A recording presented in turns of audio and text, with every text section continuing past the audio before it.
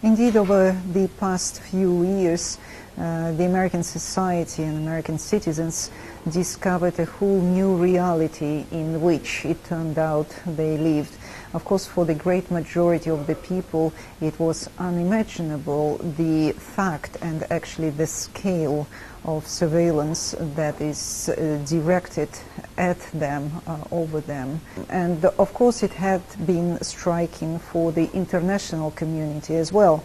What is also noticeable and very noticeable is that with all the discussions that had been going in the United States on the restrictions on surveillance of American citizens, there had not been one word said against restricting their surveillance practices as far as the foreign citizens are concerned. You know, in a way,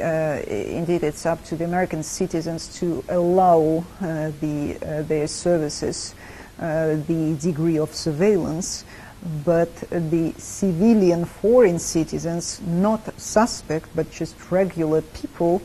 are under full surveillance according to the current American laws, and there had been no restriction, no talk of restriction in all these years.